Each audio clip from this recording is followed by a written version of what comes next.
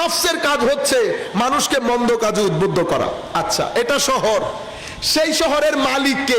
মালিক হচ্ছে কলব। মালিককে কলব, অনরা হন্দে কি হলব, এ হলব বলতে মালিক। আচ্ছা, মন্ত্রীকে? মন্ত্রী হচ্ছে আকল। গভর্নরকে? গভর্নর হচ্ছে আপনার লালসা, আপনার কি ডিজায়ার। এটাকে নেগেটিভলিও নিতে পারেন, পজিটিভলিও নিতে পারেন। পজিটিভলি কেমনে নিবেন? মনে রাখবেন, মানুষ ভিতরের এই চাওয়া, অদম্য ইচ্ছা যদি না থাকতো, পৃথিবীর এই উন্নতি কোনোদিন সম্ভব হইতো না। পৃথিবীর এত মানুষ আপনার নজরে আসতো না। পপুলেশন যেটা, আমি স্পেশালি আধুনিক যারা শিক্ষায় শিক্ষিত কিছু মানুষজন দেখছে সেই কারণে বলছি, পপুলেশন, আমাদের জাতি সংখ্যায় বৃদ্ধি না হতো না যদি আমাদের মধ্যে আল্লাহ ওই লালসা না দিতেন। আমাদের পৃথিবীর এই অদম্য পরিবর্তন হতো না যদি সেই লালসা আমাদেরকে না দিতেন। আবার এই লালসার কারণেই পৃথিবীর মধ্যে জুলম, অত্যাচার, অশ্লীলতা, গর্হিত কাজ, এই লালসার কারণে। তো ওই শহরের গভর্নর হচ্ছে লালসা। সেই শহরের লাইট হাউস হচ্ছে আমাদের 5 ইন্দ্রিয়, হাত, চোখ, নাক, জিহ্বা, কান। এগুলাকে বলে 5 ইন্দ্রিয়, পঞ্চ ইন্দ্রিয়। এরা হচ্ছে এই শহরের লাইট হাউস। আকল হচ্ছে মন্ত্রী, লালসা হচ্ছে গভর্নর, শহরের নাম নফস, শহরের মালিক কলব। ইমাম গাজালি বলছেন, আপনি যদি চান শহরের মধ্যে শান্তি ফিরিয়ে আনতে, শহরের মধ্যে স্থিতিশীলতা বজায় রাখতে, শহরকে শান্ত করতে চাইলে আপনি যদি ঘুমাই যান হবে। শহরের নামই নফস, এ তো সব উল্টাই পাল্টাই রাইখা দিবে। গভর্নর তো লালসা। তো কি করতে হবে? যেই শহরের মালিক কলব, তাকে জিন্দা থাকতে হবে, তাকে জাগ্রত থাকতে হবে, এবং যেই কোনো মূল্যে লালসার লাগাম নিজের হাতে রাখতে হবে। যদি লালসার লাগাম নিজের হাতে না রাখে, তো গভর্নর শহর নফসের সাথে মিলে শহরকে কি করে দেবে? বেড়া গরক করে দেবে। তো কি করতে হবে? কলবকে জাগ্রত থেকে ওই লাগাম হাতে নিতে হবে।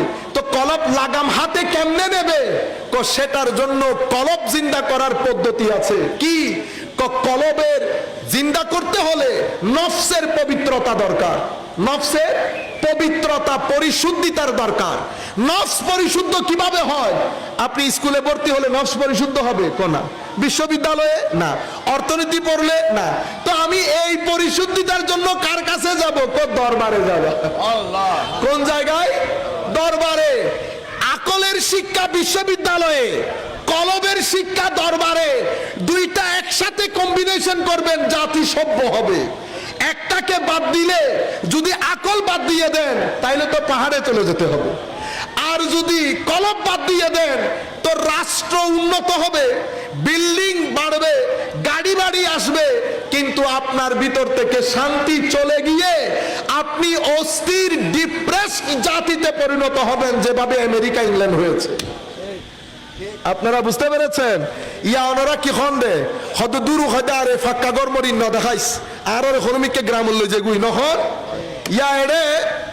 বাংলাদেশে অনেক জায়গায় আমাদের ইংল্যান্ড আমেরিকার ফ্যামিলি এসে থাকতেছে না, গ্রামের মধ্যে লুঙ্গি ফিন্দি তাহাতে কিল্লাই কি মনোর অনরাতে। এইরকম আরামের জায়গা যেখানে আমাদের ছেলেরা যেতে চায়, রাত দিন এক করে দিচ্ছে। হদুজু দোয়া করিবেন যেন আমেরিকান ভিসা গেলই যাবি। আপনারা দোয়া চাইবেন কিরকম? হুজুর দোয়া করবেন এমন কাজ যেন হয় যেটাতে আল্লাহ, আল্লাহ রসুল রাজি হবে। এটা হলো দোয়া। আমেরিকা যাবেন লাই দোয়া নবজন। অনেক টাকাতে সুখ নাই, আপনি চাইবেন শান্তি, চাইবেন শান্তি। আমি আপনাদেরকে কি বলতে চাচ্ছিলাম, আমেরিকা, ইংল্যান্ড বা পাশ্চাত্যের দেশ, ওরা আকল ভিত্তিক জ্ঞানকে প্রমোট করেছে, কলব ভিত্তিক জ্ঞানকে কি করেছে? ডিসরিগার্ড করেছে, ইগনোর করেছে। পরিণাম কি? পরিণাম হচ্ছে ডিপ্রেশন বেড়ে গেছে, সমাজে অস্থিরতা বেড়ে গেছে, ডিভোর্স রেট বেড়ে গেছে, অশ্লীলতা মানে তো বুঝতে পারতেছেন আপনারা, সব বেড়ে গেছে, ড্রাগ ডিলিং বেড়ে গেছে, অসামাজিক কার্যকলাপ বেড়ে গেছে, এবং গ্যাং কালচার বেড়ে গেছে। এটা হচ্ছে আপনি কলবকে বাদ দেওয়ার কারণে।